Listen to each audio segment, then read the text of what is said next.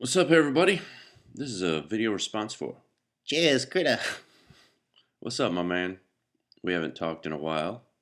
For those of you who may not know, Chez and I have a couple of mutual friends out here. And we have I'm not going to say it's a symbiotic link, but we have a mutual link in the interwebs as far as we are both, I would say we're both economically minded. We have a bit of an economically political oriented channel. He and I have gone head to head a couple times, and started out we had very differing viewpoints, and I had asked Ches to clarify a couple of points specifically about the petrodollar, which he graciously did, and I appreciate it, and I feel like I have come to a better understanding. In one of his newer videos, Ches is offering his critics a chance to comment openly on his views about economic collapse. And he has sent out that invitation. And what this video is on my part is I don't know, it's a bit of answering the call. And I'm not saying any of this to say that I completely disagree with Ches, because I do not. I believe that our economic system is delicate, and it's perhaps more delicate than it's ever been. Now, what I have personally worked towards, and this is something that Ches talks about in his video, is trying to stay away from any sort of biases that I have in my own view as I'm trying to put the information together. Now, this is where some of my friends out here can say, Ron, why don't you just not worry about this stuff and pay attention to what you're doing and just get on with your life and do your thing? To that, I would just like to say I can't help but think about these things.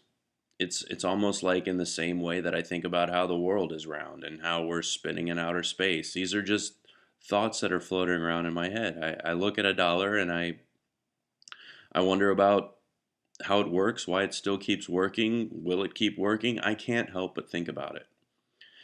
Um, I'm not necessarily obsessed by it, but I'm very interested in it, and I'm interested in the process of finance and economics. It's just part of me.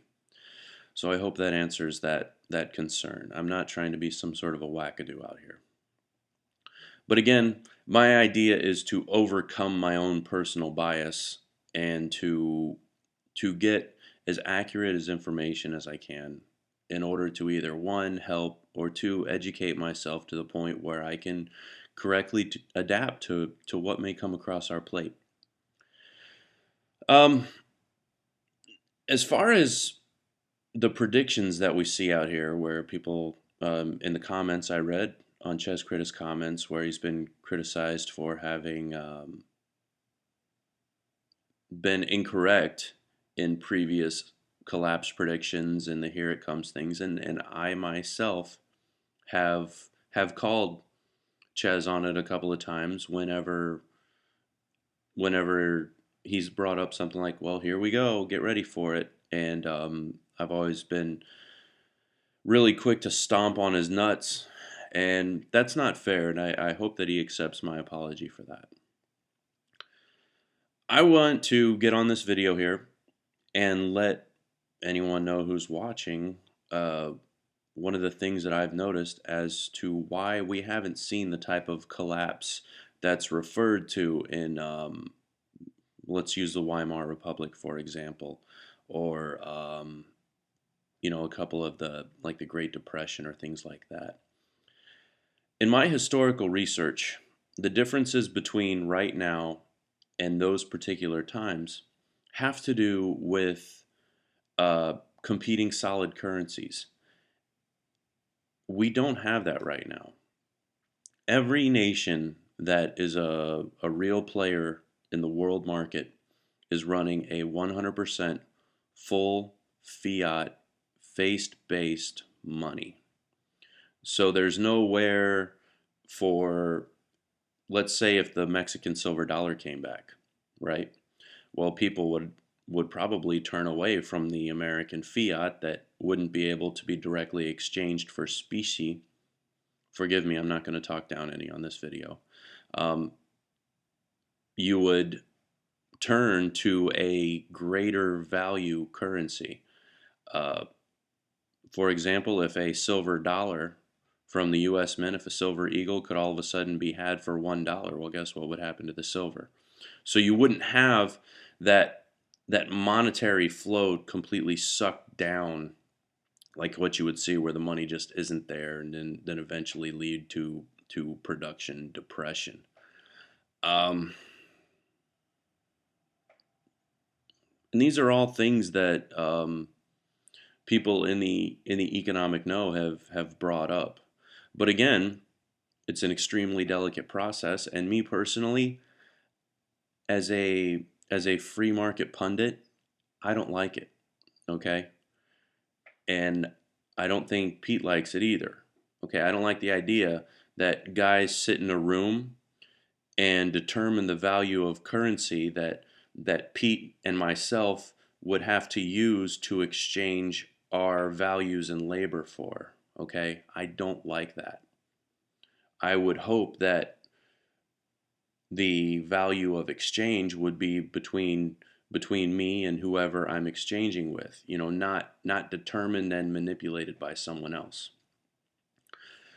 But in the world that we live in today, um, whenever they have these G20 conferences and everything else, all of these elastic fiat monetary systems, they're able to expand and contract the monetary supply to the point where you don't always get a whole wheelbarrow full of money to exchange a loaf of bread, and they dump the money out and take the wheelbarrow for the bread.